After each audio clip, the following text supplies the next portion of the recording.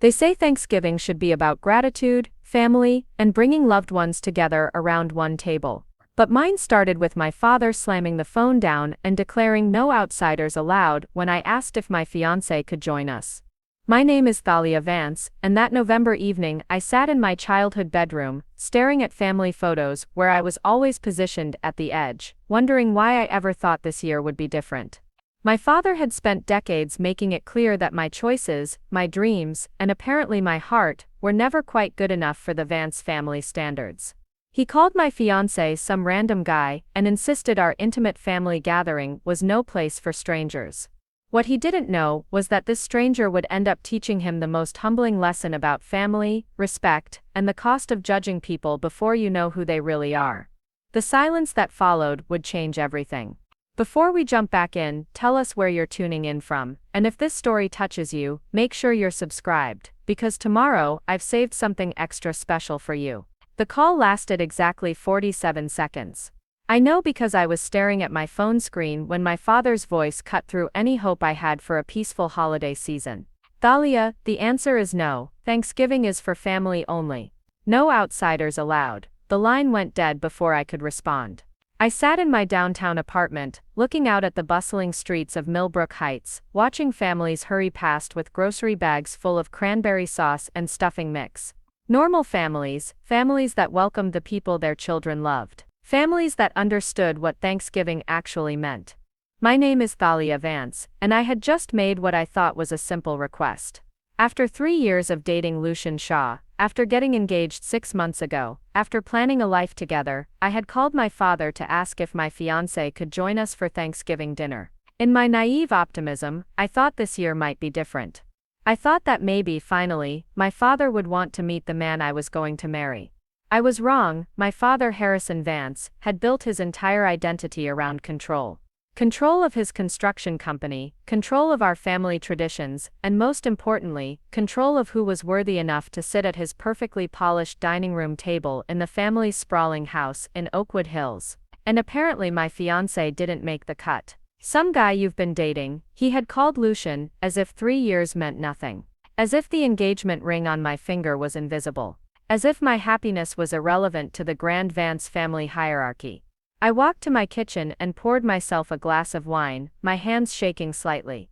Not from the cold November air seeping through the windows, but from the familiar sting of rejection. This wasn't about Thanksgiving dinner, this was about everything that had come before it. Every birthday party where my achievements were overshadowed. Every family gathering where I felt like a guest in my own family. Every relationship I had ever brought home, only to watch my father dismiss them with a single glance. But this time felt different. This time hurt more, because Lucian wasn't just some guy I was dating. He was the man who had seen me at my worst and chose to stay. He was the one who brought me coffee on rough mornings and listened to me talk about my dreams of opening my own graphic design studio. He was the one who had proposed to me on a quiet Sunday morning in bed. No grand gestures or public displays, just quiet certainty that we belonged together. And my father had dismissed him without even meeting him. I picked up my phone to call Lucian, then set it down again. How do you tell the person you love that your family doesn't want them around? How do you explain that your father sees them as an outsider, unworthy of basic courtesy? How do you admit that your family has always made you feel like you're not quite good enough, and now they're extending that judgment to the person you've chosen to spend your life with? The apartment felt suffocating suddenly. I grabbed my jacket and decided to walk to the coffee shop down the street, needing to be around other people, even strangers who didn't know about my family's dysfunction. As I walked, I thought about last Thanksgiving. I had gone alone, as always, sitting at the kids' table even though I was 28 years old. My cousin Bradley had brought his girlfriend of 2 months, and she was welcomed with open arms, seated right next to my aunt. But Bradley was male, and he was my uncle's son, which apparently gave him privileges I would never have. The coffee shop was warm and busy, filled with the comfortable chatter of people making plans for the holidays. I ordered a latte and found a corner table, pulling out my phone to text Lucian. Called Dad about Thanksgiving. Didn't go well, can we talk tonight? His response came back immediately, of course, are you okay? I stared at the message, tears threatening to spill over. He was always like this, checking on me first before asking for details. Most people would have immediately asked what happened, what was said, why it didn't go well. But Lucian always made sure I was okay first. I typed back, just need to process this. The truth was, I wasn't okay. I was tired of making excuses for my father's behavior. Tired of pretending that his approval didn't matter when it clearly still affected me. Tired of feeling like I had to choose between my family and my happiness. I finished my latte and walked home as the sun began to set, painting the sky in shades of orange and pink. Beautiful, peaceful colors that felt completely at odds with the storm brewing in my chest. Back in my apartment, I sat down at my computer and opened up a new document. I had been working on a logo design for a local bakery, something cheerful and warm that would make people think of home and comfort. But tonight, the cheerful fonts and warm colors felt mocking. How do you design something that represents home, when your own family home feels like a fortress designed to keep you out? My phone buzzed with a text from my mother. Your father told me about your call. Maybe next year will be better. Next year, always next year. Never this year, never now, never when it actually mattered. My mother, Patricia Vance, had perfected the art of the non-committal response. She never directly supported my father's decisions, but she never contradicted them either. She existed in a careful space of plausible deniability, offering just enough sympathy to seem caring, while never actually taking a stand. I didn't respond to her text. What was there to say? That I was tired of waiting for next year. That I was tired of her passive complicity in my father's controlling behavior. That I was tired of being treated like a supporting character in my own family's story. Instead, I closed my laptop and lay down on my couch, staring at the ceiling. In a few hours, Lucian would come over and I would have to tell him that we wouldn't be spending Thanksgiving with my family. That once again, I was caught between the man I loved and the family that had never quite figured out how to love me back. The worst part was that I had actually been excited about this Thanksgiving. For the first time in years, I had something real to be grateful for. I had Lucian, I had my growing design business, I had an apartment I loved in a neighborhood where I felt at home. I had built a life that made me happy, independent of my family's approval. But sitting there in the growing darkness, I realized that part of me was still that little girl who just wanted her father to be proud of her. Who wanted to bring home someone she loved and have them welcomed with open arms. Who wanted to belong to a family that celebrated her happiness, instead of questioning it. I closed my eyes and tried to imagine what Thanksgiving would be like if my father had said yes. Lucian helping in the kitchen, charming my mother with his easy laugh. My father actually getting to know the man I was going to marry, seeing his kindness and intelligence and humor. A normal family dinner, where love was celebrated instead of scrutinized. But that wasn't my family. That had never been my family. And as much as it hurt to admit, I was starting to wonder if it ever would be. The next morning, I woke up with a headache, and the heavy weight of yesterday's conversation still pressing on my chest. Lucian had stayed over, and I could hear him in the kitchen making coffee, humming quietly to himself. Even in the midst of my family drama, he remained steady, unshaken. It was one of the things I loved most about him, and one of the things that made my father's rejection sting even more. I found him standing at the counter, still in his pajama pants and an old college t-shirt, pouring coffee into 2 mugs. His dark hair was messy from sleep, and he had that peaceful morning expression that I had grown to cherish over the past 3 years. When he saw me, he smiled and held out a mug. "Good morning, beautiful. How are you feeling?" "Like I'm 28 years old and still trying to get my father's approval," I said, accepting the coffee gratefully. "Which is pathetic." Lucian set down his mug and pulled me into his arms. "It's not pathetic, it's human. You want your family to accept the person you love. That's completely normal." Preparing and narrating this story took us a lot of time, so if you are enjoying it, subscribe to our channel, it means a lot to us. Now back to the story. Normal families, maybe. But the Vances aren't exactly known for being normal. He laughed softly, pressing a kiss to the top of my head. "Tell me about the call. What exactly did he say?" I recounted the brief, brutal conversation, watching Lucian's expression shift from curiosity to confusion, to something approaching anger. He was always so even-tempered, so it was jarring to see his jaw tighten as I spoke. "So he's never even met me, but he's decided I'm not welcome at a family dinner. That's the Harrison Vance way," I said bitterly. "Judge first, ask questions never." Lucian was quiet for a moment, staring out the window at the busy street below. Have you told him anything about me? About what I do, where I'm from, anything? I thought about it and realized that no, I hadn't.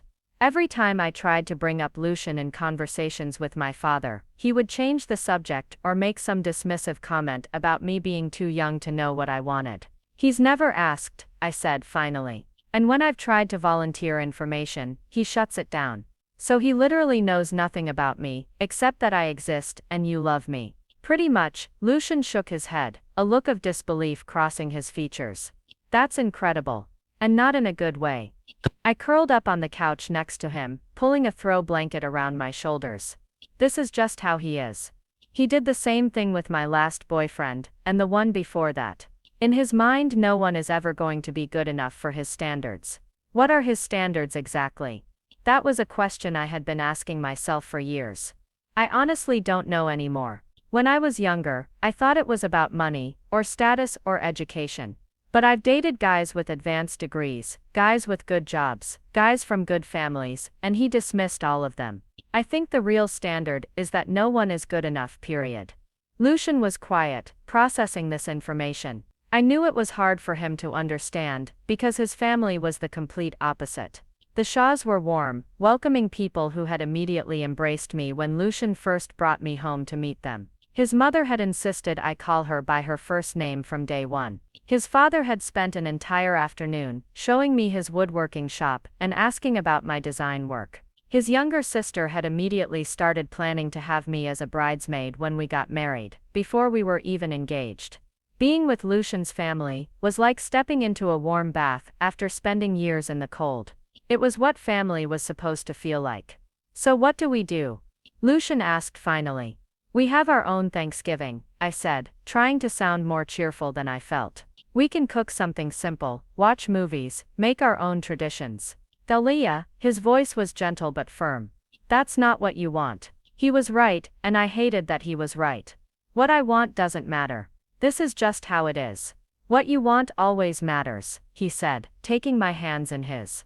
And what you want is for your family to accept me, to welcome me, to see that I love you and that you love me. That's not unreasonable. It's unreasonable for my family. Then maybe the problem isn't with what you want. Maybe the problem is with your family. I knew he was right, but hearing it out loud made my chest tight. Family was supposed to be unconditional love, wasn't it? Family was supposed to be the people who supported you no matter what, who celebrated your happiness, and stood by you through difficult times. But my family had always felt conditional, like their love came with terms and conditions I could never quite meet. I keep thinking that if I just prove myself enough, if I just show him that I'm successful and independent and happy, then maybe he'll finally approve of my choices, I said. But it never works. Nothing I do is ever enough. Because the problem isn't with you.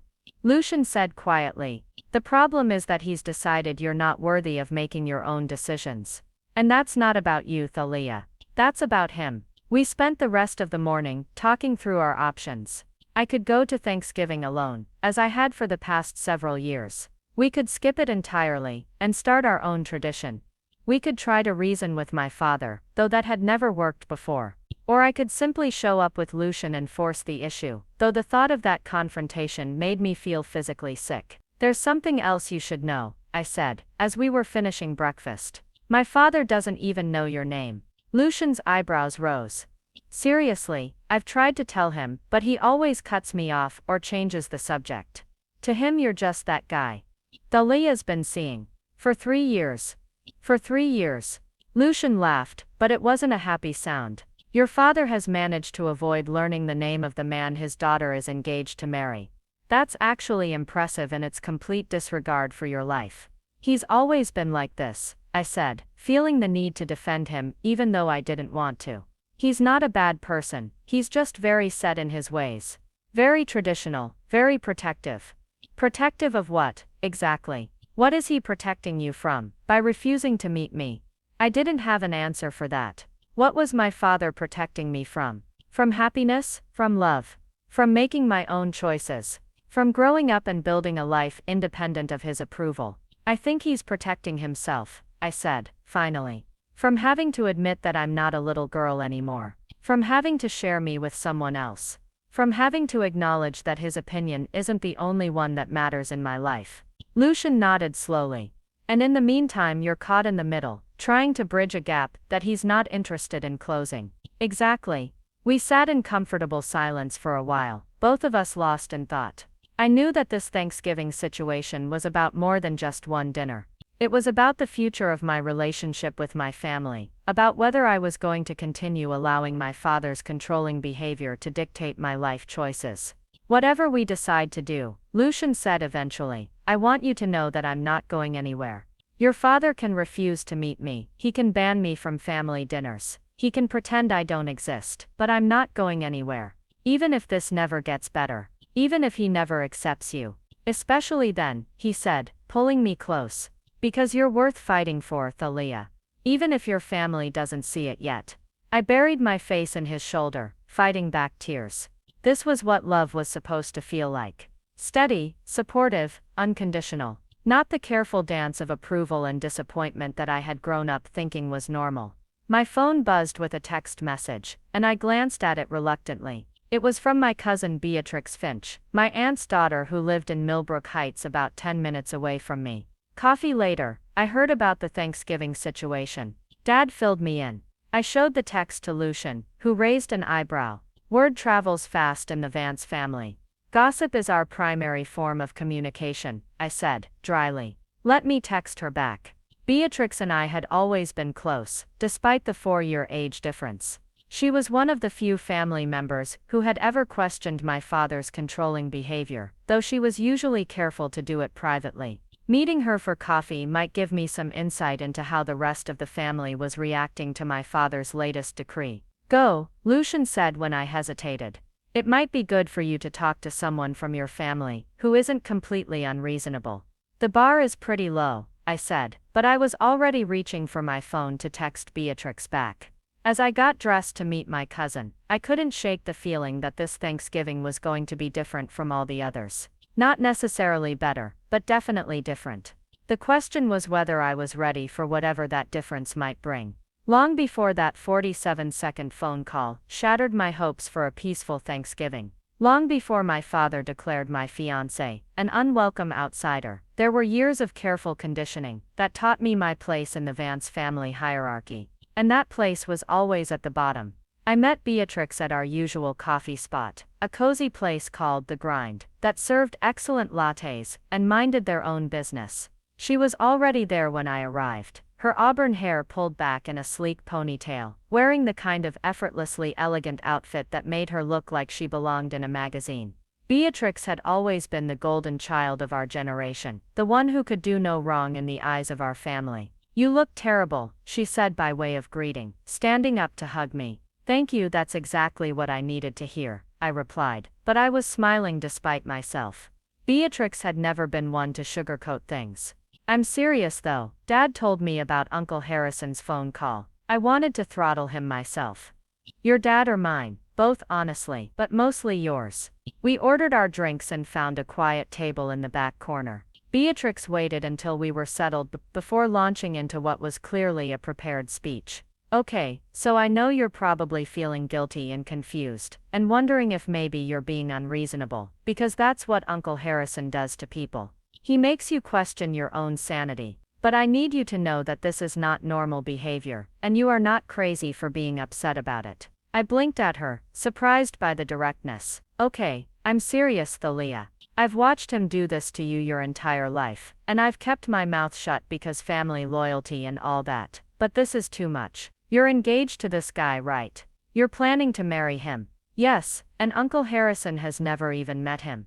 No, has he asked to meet him? Has he shown any interest in getting to know the man his daughter is going to marry? No, then he has no right to declare him an outsider. Beatrix leaned forward, her expression intense. This isn't about protecting you or maintaining family traditions. This is about control, plain and simple. I stirred my latte, buying time. It's more complicated than that, is it? Because from where I'm sitting, it looks pretty straightforward. Uncle Harrison has spent your entire life making you feel like nothing you do is good enough, and now he's extending that to the person you love. How is that complicated? Because he's my father, I said quietly. Because he raised me and sacrificed for me, and he thinks he's protecting me. From what? From happiness. I didn't answer, because I didn't have a good answer. Instead, I let my mind drift back to the earliest memories I had of feeling like I didn't quite fit in my own family. I was 7 years old, standing in our living room in my Sunday dress, holding a drawing I had made of our family. It was nothing special, just stick figures with crayon hair, but I was proud of it because I had remembered to include our dog,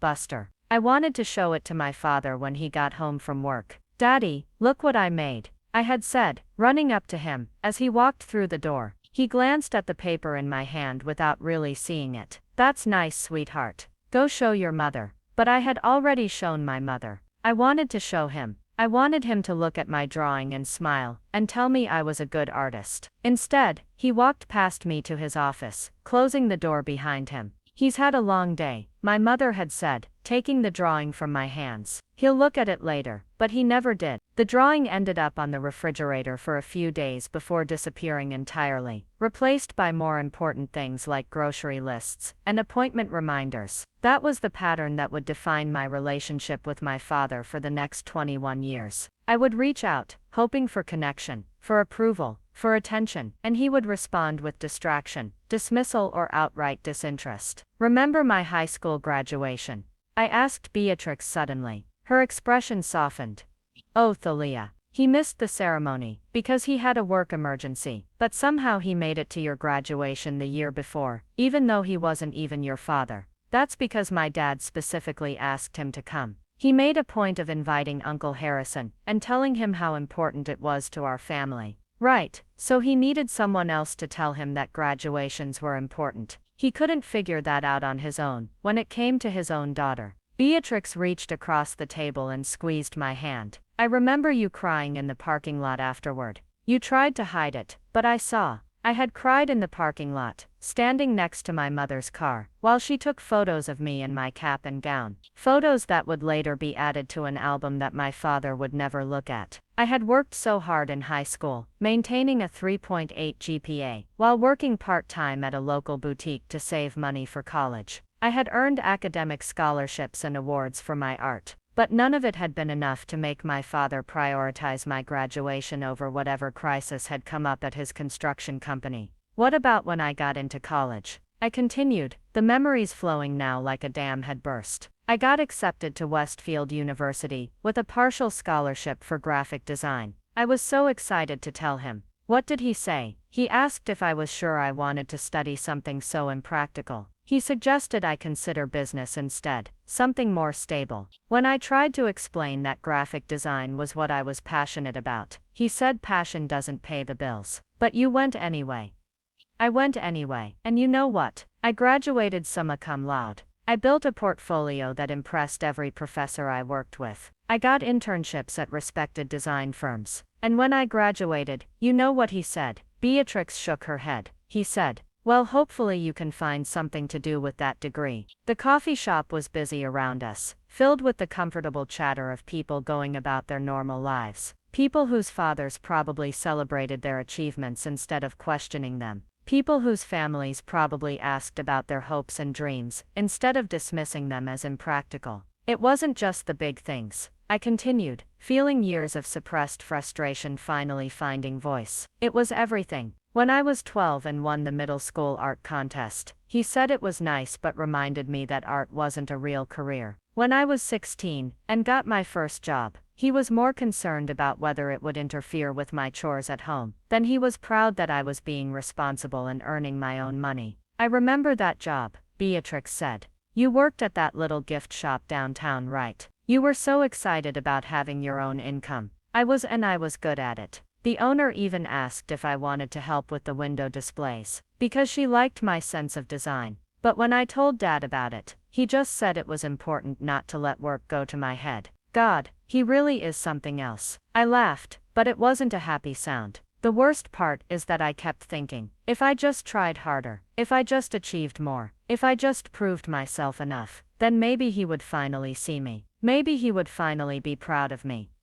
And instead, Instead, every achievement became evidence that I was getting above myself. Every success was met with warnings about staying humble or reminders about how lucky I was. Never congratulations. Never celebration. Never just plain simple pride in his daughter. Beatrix was quiet for a moment, stirring her coffee thoughtfully. You know what I think the real problem is? What? I think Uncle Harrison never learned how to love someone without controlling them. I think he genuinely believes that by dismissing your choices and questioning your judgment, he's protecting you from disappointment or failure. But what he's actually doing is protecting himself from having to let you grow up. What do you mean? Think about it. As long as he can convince himself that your judgment is poor, that your choices are questionable, that you need his guidance and approval for everything, then he gets to stay in control. He gets to be the most important man in your life. But the minute he acknowledges that you're capable of making good decisions on your own, that you can choose a partner and a career and a life without his input, then he has to admit that you don't need him anymore. I stared at her, feeling something click into place. So he keeps me small to keep himself important. Exactly.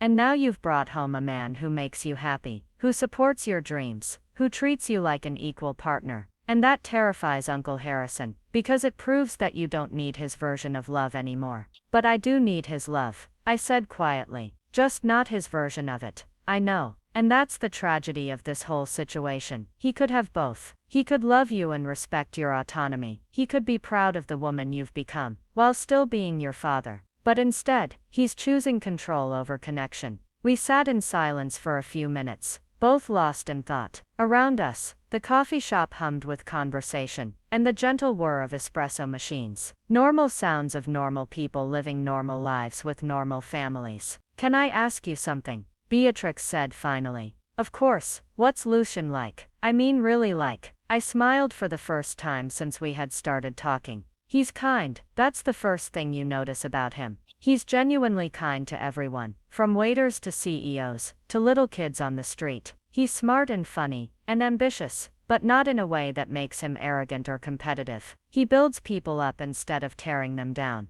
What does he do for work? He's a pediatric nurse at Children's Hospital. He specializes in oncology. Beatrix's eyebrows rose. So he takes care of sick children for a living. Yeah, and he's incredible at it. The kids love him. The families trust him. The doctors respect him. He's exactly the kind of person you want taking care of you when you're at your most vulnerable. And Uncle Harrison thinks this man isn't good enough for his daughter. Uncle Harrison doesn't know any of this about him. He's never asked. Of course he hasn't. Beatrix shook her head in disgust. You know what I think you should do? What? I think you should bring Lucian to Thanksgiving anyway. My stomach dropped. Beatrix, no, that would be a disaster, would it? Or would it finally force Uncle Harrison to confront the reality of who you are, and who you've chosen to love? It would cause a huge scene. It would ruin everyone's holiday. As opposed to what? Letting him continue to control your life, through emotional manipulation. Allowing him to dictate who you can and cannot bring to family gatherings. Accepting that you'll always have to choose between your family and your happiness. I wanted to argue with her, but I couldn't find the words. Because she was right. This pattern would continue until I decided to break it. My father would keep testing boundaries, until I finally set some. The question was whether I was brave enough to do it. The conversation with Beatrix stayed with me for days, circling in my mind like a song I couldn't shake. She was right about the pattern, about the control, about everything. But knowing something intellectually, and having the courage to act on it were two completely different things. As the days passed and Thanksgiving grew closer, the situation somehow managed to get worse. It started with my mother calling on Wednesday evening, her voice carrying that particular tone of forced cheerfulness that meant she was about to deliver bad news wrapped in false optimism. Thalia, honey, I wanted to give you a heads up about tomorrow, she said, after we had exchanged pleasantries about the weather and my work. What kind of heads up? Well, your father mentioned to your Uncle Robert that you had asked about bringing someone to dinner, and Robert thought it might be nice to invite that young man who's been working with him at the firm. You remember Cedric Vance, Robert's partner's son? My blood ran cold. Mom, what are you talking about? Oh, you know Cedric. Tall, handsome, just finished law school. He's been helping out at Robert's practice while he studies for the bar exam. Your father thought it might be nice for you two to meet, since you're both single and around the same age. I'm not single, I said slowly, my voice dangerously quiet. I'm engaged. Well, yes, but that's not exactly official yet, is it? I mean, you haven't set a date or anything. I stared at my phone, wondering if this conversation was actually happening. The engagement ring on my finger says it's pretty official. Don't be dramatic, sweetheart. Your father just thought it would be nice for you to meet some new people. You spend so much time with that boyfriend of yours. Maybe it would be good to branch out a little. His name is Lucian, and he's my fiancé, not my boyfriend. Of course, dear. Anyway, Cedric will be joining us for dinner tomorrow. I think you'll really like him. The line went quiet, and I realized my mother was waiting for me to respond with enthusiasm. To thank her for this wonderful opportunity to meet someone new. To pretend that I wasn't in a committed relationship with a man I planned to marry. Mom, I said carefully, I need you to understand something. I am engaged to Lucian Shaw. We are planning to get married. I am not interested in meeting Cedric or anyone else in a romantic capacity. And the fact that Dad would invite another man to dinner while refusing to meet my actual fiancé is beyond inappropriate. Oh honey, don't make this into something it isn't. It's just dinner. Cedric is a lovely young man, and your father thinks you'd enjoy his company. What does Dad think exactly? That I'm going to meet this guy, and suddenly realize I've made a mistake with Lucian. That I'm going to fall for some lawyer I've never met and abandon the man I've been planning to marry. Thalia, you're getting upset over nothing. It's just a friendly dinner. But it wasn't just a friendly dinner, and we both knew it. This was my father's latest attempt to control my life, to undermine my relationship, and to prove that he knew better than I did about what was good for me.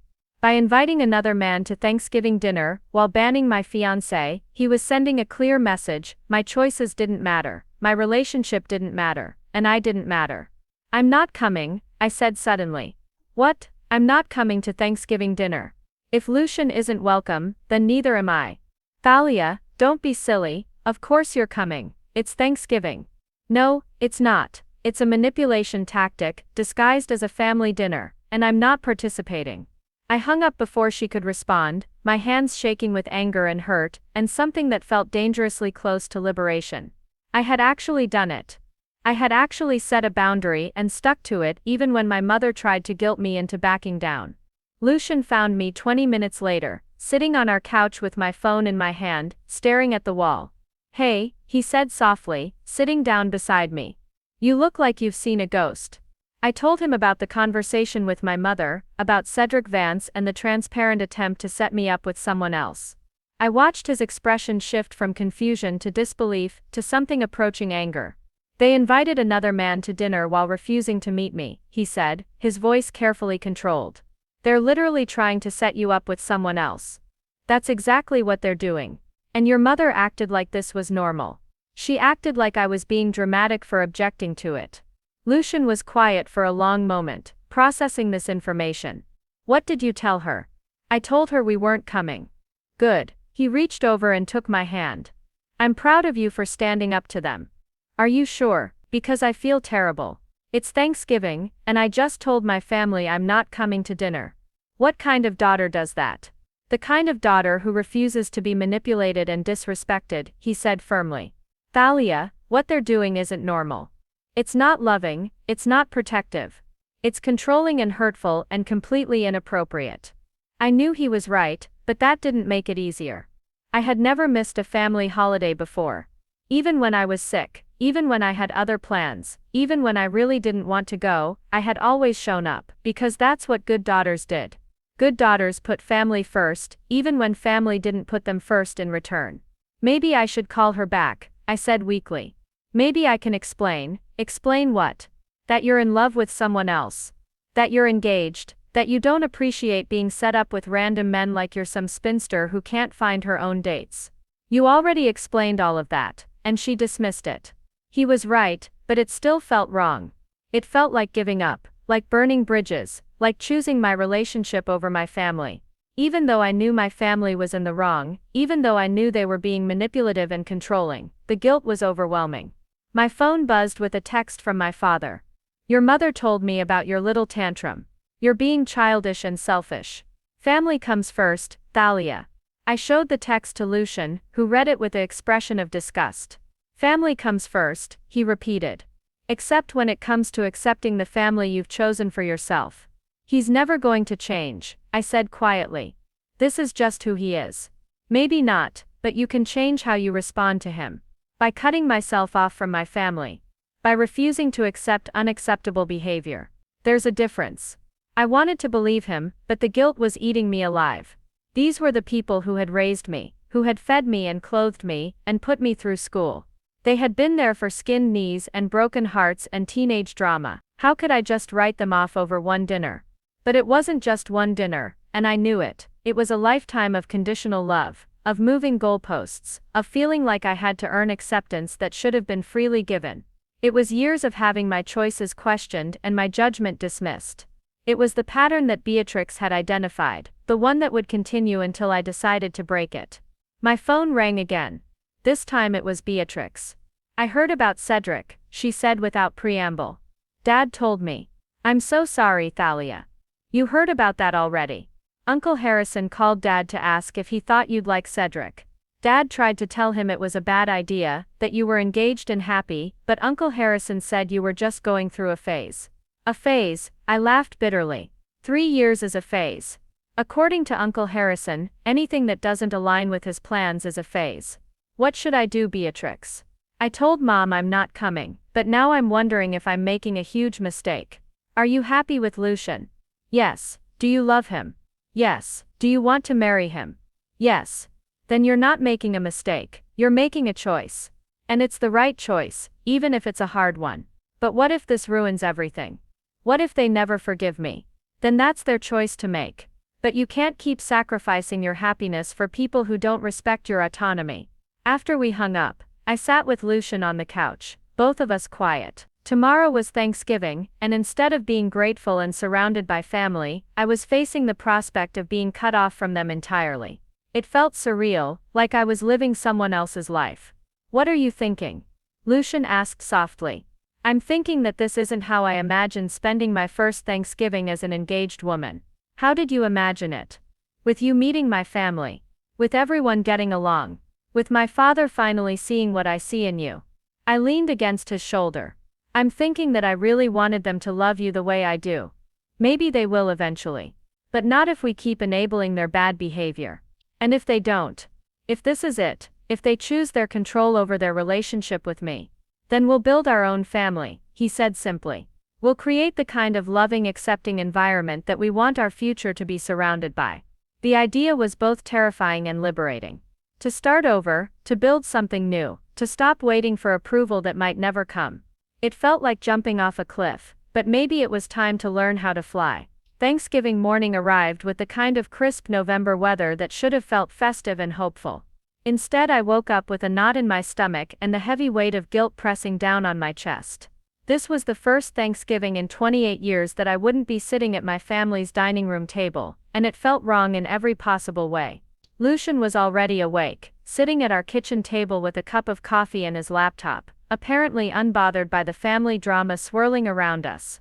When he saw me shuffle into the kitchen in my pajamas, he looked up with a gentle smile. Good morning, beautiful. How are you feeling? Like I'm about to make the biggest mistake of my life, I said honestly. By standing up for yourself and our relationship. By potentially destroying my relationship with my family. He closed his laptop and pulled me down into his lap, wrapping his arms around me. Thalia, you didn't destroy anything. You set a boundary. There's a difference. Is there? Because it doesn't feel different right now. Before he could respond, my phone started ringing. It was my mother, calling for the third time since I had woken up 40 minutes ago. I had ignored the first 2 calls, but the persistence was wearing me down. Answer it, Lucian said quietly. You need to hear what she has to say. I accepted the call reluctantly. Hi Mom, Thalia, thank goodness. I've been trying to reach you all morning. Listen, sweetheart, I think we got off on the wrong foot yesterday. Why don't you come over early before dinner, and we can talk through this misunderstanding? It's not a misunderstanding, Mom. Dad invited another man to Thanksgiving dinner while refusing to meet my fiancé. That's not a misunderstanding. That's a deliberate insult. Oh honey, you're making this so much more dramatic than it needs to be. Cedric is just a family friend. It's not like we're trying to set you up with him. Then why did Dad specifically ask Uncle Robert if he thought I would like Cedric? Why did he tell Robert that I was going through a phase with Lucian? There was a pause on the other end of the line. How did you know about that? Because Uncle Robert told Beatrix, and Beatrix told me. So don't try to pretend this is innocent, Mom. We both know exactly what this is. Your father is just looking out for you. He wants what's best for you. What's best for me is the man I chose to marry. The man I love. The man who makes me happy every single day. But Dad has never bothered to meet him. So how would he know what's best for me? Thalia, please. It's Thanksgiving. Can't we just put this aside for one day and focus on being grateful for our family? That's exactly what I'm trying to do, Mom. I'm trying to be grateful for the family I'm building with Lucian. But you and Dad won't let me. The conversation continued for another 10 minutes, with my mother alternately pleading, guilting, and dismissing my concerns. She couldn't understand why I was making such a big deal out of one little dinner. She couldn't see why I was being so stubborn and dramatic. She couldn't comprehend why I would choose my boyfriend over my family. He's not my boyfriend. He's my fiancé, I said for what felt like the 100th time. And I'm not choosing him over family. I'm choosing respect over manipulation. You're being ridiculous, she said finally, her patience wearing thin. Your father has worked hard his entire life to provide for this family, and this is how you repay him. By throwing a tantrum because he invited a nice young man to dinner. This has nothing to do with Dad's work or his sacrifices. This has to do with his refusal to accept that I'm an adult who can make her own decisions. You're 28 years old, and you're acting like a teenager. I'm 28 years old, and I'm acting like a woman who won't be controlled anymore. I hung up before she could respond, my hands shaking with anger and frustration. Lucian had been listening to my side of the conversation, and when I looked at him, his expression was a mixture of sympathy and pride. That was brutal, he said. I don't know why I thought this time would be different. Why I thought they would finally hear me. Because you're an optimist who loves your family. There's nothing wrong with hoping they would come around. My phone immediately started ringing again. This time it was my father. Don't answer it, Lucian said. You've said everything you need to say. But I couldn't help myself. Some masochistic part of me needed to hear what my father had to say. Needed to know just how angry he was. Needed to understand the full extent of the damage I had caused. Thalia. His voice was cold, controlled, angrier than I had ever heard it. Your mother is in tears because of your selfishness. I hope you're proud of yourself. Dad. No, I'm talking now. You listen. I have spent my entire life working to provide for this family. I have sacrificed and struggled and built something meaningful, something stable, something you can be proud of. And this is how you repay me. By disrespecting me in my own home. By putting some man you barely know ahead of the people who raised you. I've known Lucian for 3 years and 3 years, he scoffed. You think 3 years means you know someone. You think that's enough time to build a life with someone. I've been married to your mother for 32 years, Thalia. That's what commitment looks like. I know what commitment looks like, Dad. I'm trying to commit to someone, but you won't even meet me. Because I don't need to meet him to know he's not right for you. Any man who would come between you and your family isn't worth knowing. He's not coming between us. You are. The silence that followed was deafening. I could hear my father breathing heavily on the other end of the line, could practically feel his anger radiating through the phone. You want to know what I think, he said finally, his voice dangerously quiet. I think you're making the same mistake I made when I was your age. I think you're confusing infatuation with love, and you're going to realize your mistake when it's too late to fix it. What mistake did you make when you were my age? I married your mother too young. I thought I knew what love was, but I was just a kid playing house. The only difference is that I had the maturity to stick it out, to honor my commitments, to build something lasting despite my initial poor judgment. The words hit me like a physical blow. He had just admitted that he considered his marriage to my mother a mistake, a moment of poor judgment that he had spent the last 32 years enduring out of obligation, and he was projecting that regret onto my relationship, convinced that I was making the same error he had made 3 decades ago. Dad, I said quietly, I'm sorry you feel that way about your marriage. But my relationship with Lucian is not your relationship with Mom, and I am not you. You're right, you're not me. Because I had enough respect for my parents to value their opinion and their wisdom. I didn't think I knew better than the people who had lived longer and experienced more than I had. And look how that turned out for you. Another silence, longer this time. When my father spoke again, his voice was cold and final. Don't come to Thanksgiving, Thalia.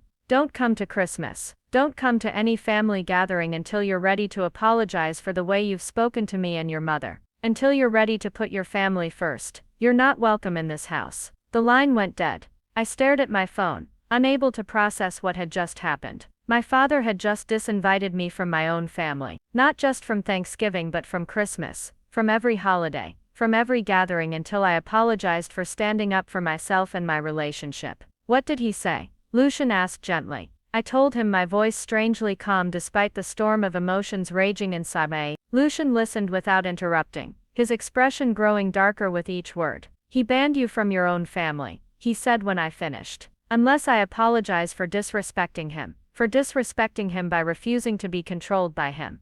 Yes. We sat in silence for a few minutes, both of us processing the magnitude of what had just occurred. I had always known that my father was controlling, but I had never imagined he would go this far. I had never thought he would choose his ego over his relationship with his daughter. How do you feel? Lucian asked eventually. I thought about it, waiting for the overwhelming grief and regret I expected to feel. But instead there was something else. Something lighter. Relieved, I said, surprising myself. I feel relieved. Really, really. For the first time in my life, I know exactly where I stand with him. I don't have to wonder anymore if he'll ever accept me or approve of my choices. I don't have to keep hoping that things will change. He's made it perfectly clear that his control is more important to him than his relationship with me. And you're okay with that? I'm okay with the clarity. I'm okay with not having to pretend anymore that this is a normal, healthy family dynamic. I'm okay with finally understanding that the problem was never with me. Lucian pulled me closer, and I could feel some of the tension leaving my body. So what do we do now? Now we make our own Thanksgiving. We create our own traditions. We build the kind of life we want to live, with people who love and support us exactly as we are. Are you sure? I'm sure. And surprisingly I was. Because you know what, Lucian, I am grateful. I'm grateful for you, for us, for the life we're building together. I'm grateful that I finally found the courage to stop accepting unacceptable behavior. And I'm grateful that I don't have to spend this Thanksgiving pretending to be someone I'm not just to keep the peace. My phone buzzed with a text from Beatrix. Dad told me what happened. I'm so proud of you. Want company for dinner tonight? I showed the text to Lucian, who smiled. See, you're not losing your whole family. You're just losing the toxic parts. Can I ask you something? I said, anything. Are you disappointed that you'll never get to meet them, never get to be part of that family? Lucian was quiet for a moment, considering his answer. I'm disappointed for you, because I know you wanted that. But honestly, I'm not disappointed for me. Any family that would treat you the way they've treated you isn't a family I'm interested in joining, even if they change their minds, even if they eventually come around, if they genuinely change, if they genuinely apologize and commit to treating you with respect, then I'd be open to meeting them. But I won't pretend to respect people who don't respect the woman I love. I kissed him then, feeling more grateful than I had ever felt on any Thanksgiving in my life. Because he was right. I wasn't losing a family. I was gaining the freedom to build a better one. But even as I felt that sense of liberation, I couldn't shake the knowledge that this was only the beginning. My father had drawn a line in the sand, and I had crossed it. There would be consequences, repercussions. Family members forced to choose sides. The crisis was far from over. In fact, I was starting to suspect it was just getting started. By 3 o'clock that afternoon, Lucian and I had managed to create our own version of Thanksgiving magic. We had gone to the grocery store that morning and bought ingredients for a small feast: a pre-seasoned turkey breast, stuffing mix, cranberry sauce and sweet potatoes. Nothing fancy, nothing elaborate, but it felt like freedom on a plate. Our apartment smelled like herbs and roasting turkey, and we had spent the day cooking together, talking and pointedly not checking my phone every 5 minutes to see if anyone from my family had called. Beatrix had texted a few times with updates from the Vance family dinner, but I had asked her to stop. I didn't want to know how the meal was going without me. Didn't want to hear about Cedric charming my parents or my father making pointed comments about my absence. You know what? I said, pulling the turkey out of the oven and setting it on the counter to rest. This is better than any Thanksgiving I've ever had, even though it's just the two of us. Lucian asked, mashing sweet potatoes with more enthusiasm than the task probably required. Especially because it's just the two of us. No walking on eggshells. No worrying about saying the wrong thing. No pretending to be someone I'm not. No mysterious setups with eligible bachelors. Definitely no mysterious setups with eligible bachelors. We were just sitting down to eat when Lucian's phone rang. He glanced at the screen and frowned. It's the hospital, he said. I'm not on call today, but they might need someone to cover a shift. Answer it, I said. It's fine. He accepted the call, and I watched his expression change from casual interest to focused concern. When did this happen? He asked, standing up from the table. How long has he been unconscious? Have you checked his blood sugar levels? I knew that tone. It was his work voice, the one he used when he was trying to save someone's life. But he was supposed to be off today. We were supposed to be having our peaceful drama-free Thanksgiving dinner. Okay, I understand. Yes, I can be there in 20 minutes. He hung up and looked at me apologetically. I have to go to the hospital. What happened? There's a situation with one of my patients. 8-year-old boy. He was supposed to be discharged yesterday, but his parents wanted to take him home for Thanksgiving dinner. Now he's back in the ER, and they specifically asked for me. Of course they did, I said, and I meant it. Lucian had a gift with his young patients. They trusted him in a way that made their treatment easier, their recovery faster, their fear more manageable. Go, dinner will keep. Are you sure? It's Thanksgiving, and after everything that happened with your family, go save that little boy. That's more important than turkey and stuffing. He kissed me quickly and grabbed his keys. I'll be back as soon as I can. I was cleaning up the kitchen when my phone rang. It was Beatrix, and she sounded frantic. Thalia, thank God you answered. I need your help. What's wrong? It's Cedric. Something's happened. We're at Millbrook General, and the doctors are saying he needs surgery, but there's some kind of complication with his insurance. And they're talking about transferring him to another hospital. But Uncle Harrison is losing his mind because he doesn't want to wait. And, slow down, I said, my heart racing. What happened to Cedric? He collapsed during dinner. 1 minute he was fine, talking about law school and charming everyone, and the next minute he was on the floor, unconscious. The paramedics said something about diabetic ketoacidosis, but I don't really understand what that means. I did understand what it meant, because Lucian had explained it to me once. It was a serious complication of diabetes that could be life-threatening if not treated quickly. How long has he been unconscious? About an hour. Thalia, Uncle Harrison is beside himself. He keeps saying that if anything happens to Cedric, it's his fault for inviting him to dinner. He's not making any sense. What hospital did you say you were at? Millbrook General. Why? Because Lucian is there right now. He got called in for an emergency. Lucian, your fiancé. Yes, he's a pediatric nurse, but he might be able to help, or at least explain what's happening. Oh my God, Thalia, could you call him? Could you ask him to find us? We're in the emergency department, and no one is telling us anything. I didn't hesitate. I'll call him right now. Thank you. And Thalia, I know this is weird, given everything that happened today, but your family is here. Your parents, Uncle Robert, everyone. They're all really scared. After I hung up with Beatrix, I immediately called Lucian. He answered on the second ring. Hey, is everything okay? Not exactly. My family is at your hospital right now. There's been an emergency. I explained the situation quickly, and Lucian listened without interrupting. Diabetic ketoacidosis, he said when I finished. That's serious, but it's treatable if caught in time. I'll go find them.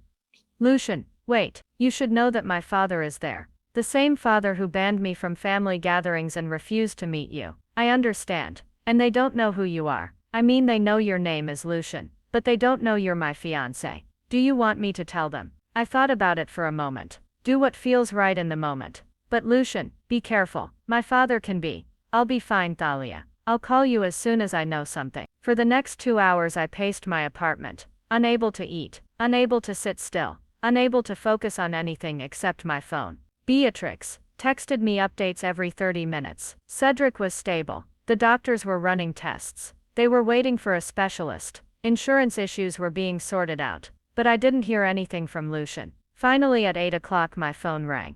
It was Lucian. How is he? I asked immediately. He's going to be fine. We got his blood sugar stabilized, and he's conscious and talking. It was touch and go for a while, but he's stable now. Thank God. And my family. Lucian was quiet for a moment. That's a longer conversation. Are you sitting down? Why? What happened? Well, when I found them in the emergency waiting room, they were pretty upset. Your father was demanding to speak to someone in charge. Your mother was crying, and your cousin Beatrix was trying to keep everyone calm. That sounds about right. So I introduced myself as Lucian Shaw, and I asked if I could help explain what was happening with Cedric. And your father asked me how I knew about Cedric's condition. So I told him I was the nurse who had been helping to treat him. Oh my God, it gets better. He started asking me medical questions, testing my knowledge, trying to figure out if I actually knew what I was talking about. So I explained diabetic ketoacidosis, the treatment protocol, the potential complications, the recovery timeline.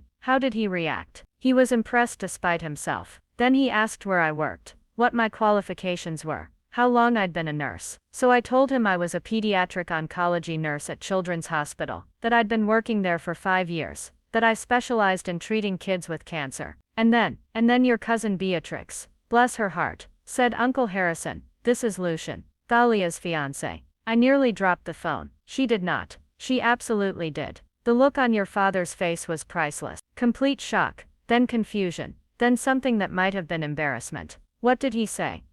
Nothing at first. He just stared at me like he was trying to process the information. Then he said, "You're the man my daughter wants to marry." And you said? I said, "Yes, sir. I'm the man who loves your daughter and wants to spend the rest of my life making her happy." I could picture the scene perfectly. My father probably in his good Thanksgiving clothes, standing in a hospital waiting room, finally coming face to face with the man he had dismissed as an outsider. The man who had just helped save Cedric's life. How did he react to that? He asked me why I hadn't tried to contact him directly. Why I hadn't asked for his permission to marry you. Oh, for crying out loud. I told him that I had wanted to meet him, that I had asked you about it many times, but that you had said he wasn't interested in meeting me. What did he say to that? He said that wasn't true, that he would have been willing to meet me if I had approached him properly. That's complete bullshit, and you know it. I know it, and I think he knows it too. But I didn't argue with him. I just said that I hoped we could meet properly soon, and that I would love the opportunity to get to know him and your mother. You're a better person than I am. I'm a person who loves you and wants your family to be part of our lives if possible. And then what happened? Then the doctor came out to give an update on Cedric, and your father introduced me as Thalia's fiancé, who helped save Cedric's life. Not as some random guy, not as an outsider, but as your fiancé. I felt tears starting to form in my eyes. He did. And then he asked if I thought you would come to the hospital. He wants me to come. He wants you to come. Your mother has been crying on and off all evening, and not just because of Cedric. Beatrix told me that she's been saying she can't believe she let you spend Thanksgiving alone. But I wasn't alone. I was with you. I told them that. I told them that we had a wonderful Thanksgiving together, that you were happy and safe and exactly where you wanted to be. How did that go over? Your father looked like he'd been punched in the gut. I think it finally occurred to him that you had chosen to be with me instead of with them, and that you were genuinely happy about that choice. I was crying now, not from sadness, but from a mixture of relief and vindication and something that felt dangerously close to hope. Lucian, are you sure about this? Are you sure he's not just being nice because you helped in a medical emergency? I think the medical emergency opened his eyes to who I actually am instead of who he assumed I was. But Thalia, I need you to know something. Even if he apologizes, even if he welcomes me with open arms, even if he begs for your forgiveness, you don't owe him anything. You don't have to accept his apology if you're not ready. You don't have to pretend this didn't happen. I know, and if you decide you want to come to the hospital, I'll be right here with you. But if you decide you're not ready for that, I'll support that decision too. What do you think I should do? I think you should do whatever feels right for you. But I will say this. Your father looks like a man who is finally beginning to understand the magnitude of his mistakes. I looked around my apartment, at the remnants of our peaceful Thanksgiving dinner, at the life we had built together independent of my family's approval. Part of me wanted to stay here, in this safe space, away from the drama and emotional manipulation I had finally escaped. But another part of me was curious. Curious to see my father's reaction to Lucian. Curious to see if this crisis had actually changed anything, or if he would go back to his old patterns once the emergency was over. I'll come, I said finally, but I'm not going to apologize for anything I said today. You shouldn't apologize, you were right about everything. And I'm not going to pretend that one evening erases years of dismissive behavior. You shouldn't do that either. But I want to see this for myself. I want to see if he's really capable of change, or if this is just temporary guilt that will fade once Cedric recovers. Then come. But promise me something. What? Promise me that you won't let him make you feel guilty for standing up for yourself. Promise me that you won't let him turn this around and make it your fault somehow. I promise. And promise me that if he starts his old patterns again, you'll walk away. You've already proven you can do it once. I promise that too. Then come to the hospital, and let's see what your father has to say, when he finally meets the man who loves his daughter. As I grabbed my keys and headed for the door, I realized that this was the moment I had been waiting for my entire life. Not the moment when my father approved of my choices, but the moment when his approval stopped mattering more than my own happiness. Whatever happened next, I was walking into it as a woman who knew her own worth. And that, I realized, was the best Thanksgiving gift I could have given myself.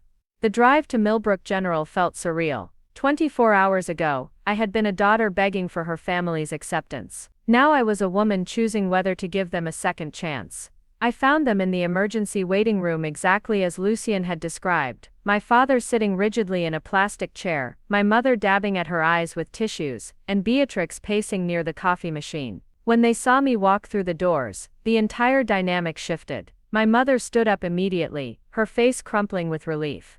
"Thalia, sweetheart, I'm so glad you came." My father remained seated, but his eyes never left my face. There was something different in his expression, something I had never seen before. It looked almost like shame. "How's Cedric?" I asked, keeping my voice neutral. "Stable," Beatrix said quickly. "Thanks to your fiancé, Uncle Harrison, tell her what Lucien did." My father cleared his throat, still not standing. "He saved that boy's life. Recognized the symptoms immediately, got him the right treatment, stayed with us through the whole ordeal." He paused, struggling with the words. "I had no idea who he was, what he did for a living, what kind of man you had chosen." "You never asked," I said simply. "No, I didn't." He finally stood up, and I could see how much effort it took. "Thalia, I owe you an apology. I owe him an apology. I made assumptions about a man I had never met, and I was wrong." My mother stepped forward. "We were both wrong. We let our fears about losing you cloud our judgment about what would actually make you happy." I looked at them, really looked at them, and saw something I had never seen before: genuine remorse. Not the conditional apologies of the past, but real recognition of harm caused. "Where is Lucien now?" I asked, checking on Cedric one more time. My father said he wanted to make sure the night shift knew about his case. He hesitated, then added, "He speaks very highly of you. Says you're the strongest, kindest woman he's ever met." "He's right, yes," my father said quietly. 6 months later, I stood in my childhood bedroom, packing the last of my belongings into boxes marked wedding dress and photo albums. The room looked smaller than I remembered, and strangely peaceful now that it was almost empty. Lucien was downstairs helping my father load furniture into the moving truck, their easy conversation drifting up through the floorboards. It still amazed me sometimes, how naturally they had taken to each other once my father finally allowed himself to see who Lucien really was. The change hadn't been immediate or perfect. That night at the hospital had been just the beginning of a much longer conversation about respect, boundaries, and what it meant to truly love someone. But it had been a real beginning, not another false start. "You sure you want to take this old desk?" my mother asked from the doorway, gesturing to the white wooden desk where I had done homework for 12 years. "Lucien wants to refinish it for the guest room," I said, taping up another box. "He thinks it has good bones." "He's right. Your father made that desk when you were 6 years old. He spent weeks on it, wanting it to be perfect for his little girl." I looked at the desk with new eyes, seeing it not as a relic of childhood, but as evidence of love expressed in the only way my father had known how at the time. I didn't know he made it. "He was so proud of that desk. He kept checking on you while you did homework, making sure the height was right, that the drawers slid smoothly." My mother sat down on my old bed, looking around the room with a wistful expression. "I think that's the last time he felt useful to you, before everything got so complicated." "Mom, you know it didn't have to get complicated, right? If he had just asked about my life, instead of making assumptions about it, if he had shown interest in who I was becoming instead of trying to control who I should be." "I know," she said quickly. "We both know that now.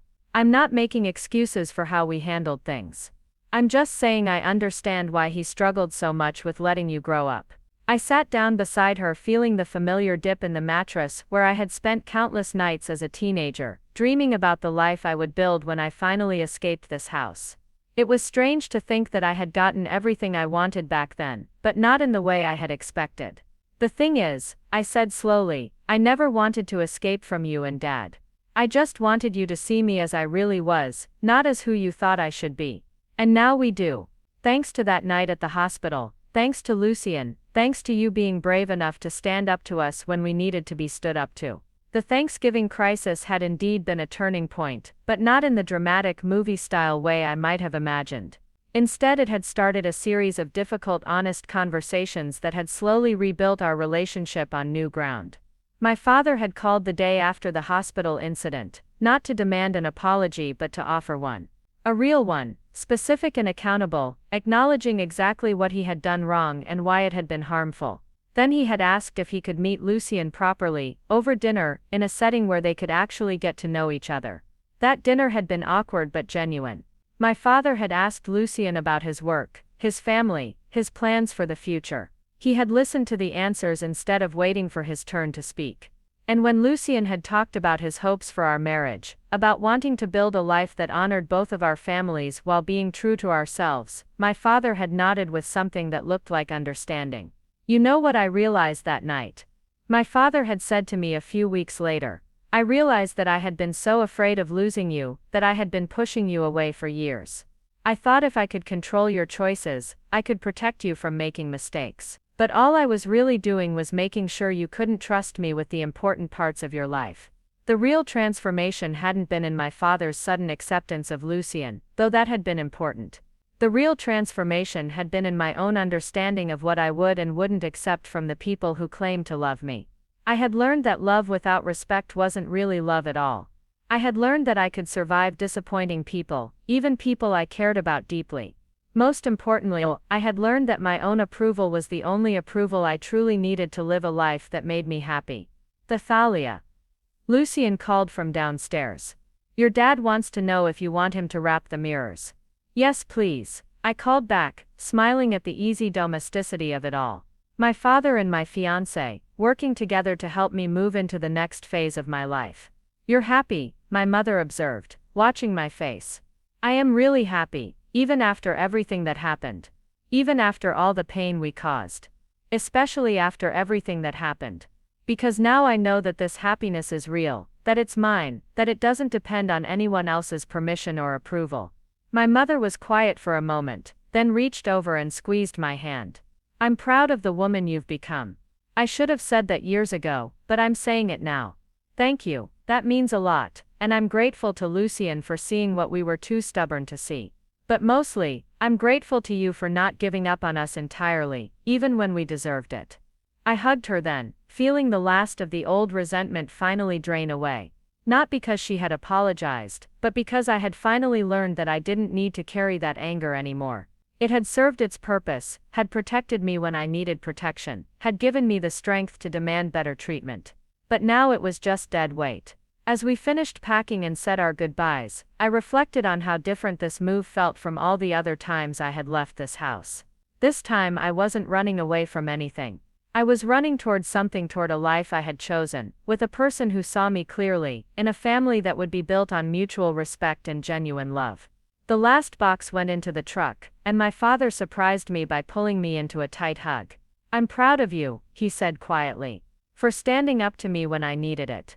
For choosing happiness over approval, for teaching this old man that love means letting go. I love you too, Dad. Take care of each other, he said, shaking Lucien's hand. And thank you for taking care of my daughter, especially when I wasn't doing a very good job of it myself. As we drove away from Oakwood Hills toward our new life together, I felt something I had never experienced before, complete peace with my choices.